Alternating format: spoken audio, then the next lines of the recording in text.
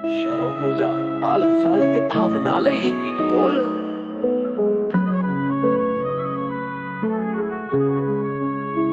मेरी हर गल किसे भी पिछलियां विभूतियां दे धर्म मजाक संगठां दियां किताबां ग्रंथां पोथियां विच नहीं मिल सकदी क्योंकि मैं अपना तो पलदा अनमोल समा कदे भी दूजियां ली नष्ट नहीं करदा। मेरे सिद्धांतां दे आधार ते यथार्थ विच दूजा कोई है ही नहीं।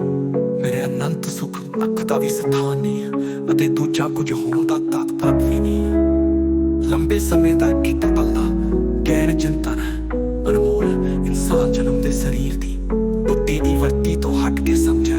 बुद्धि तो बुद्धिमान हो के कदे भी खुद नू नहीं समझा जा सकदा क्योंकि बुद्धि तो ही सब समझण विच भरपूर मदद कर सकदी है जो बुद्धि दे संपर्क विच होण। समस्त अनंत विशाल भौतिक सृष्टि दा ज्ञान बुद्धि दी समझी कोश विच अंकित है पर खुद नू समझण लई खुद ही खुद नू बुद्धि दी समकोट खुद नू समझण दी प्रक्रिया खुद नू समझण लई किसी शब्द वर्ण दृश्य उदाहरण स्पष्टता दी जरूरत ही नहीं है। खुद लई खुद दी प्रत्यक्षता अनुभूति दी स्पष्टता दी जरूरत है।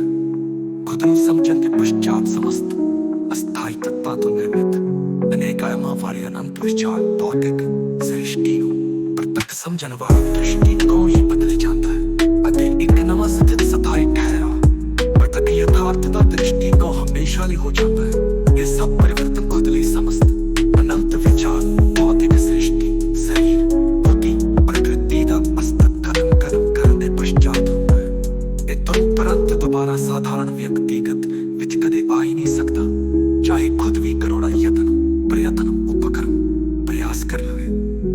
साधारण व्यक्तिगत अते बुद्धि दी सीमा साधारण व्यक्तिगत विच की है कि सिर्फ बुद्धि तो बुद्धिमान हो के ज्ञानी महात्मा गुरु रब विज्ञानी परमार्थ पदवी भी हासिल कर लैण लई सर्व श्रेष्ठ हो सकदा है निसंदेह पर खुद नू नहीं समझ सकता क्योंकि बुद्धि दी वरती ही विकराल समझ परी अस्थाई तौर ते मौजूद है।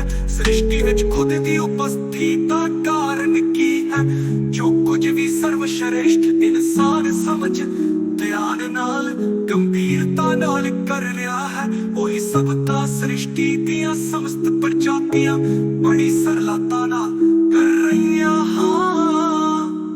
जीवन व्यापरिता कर रहा है।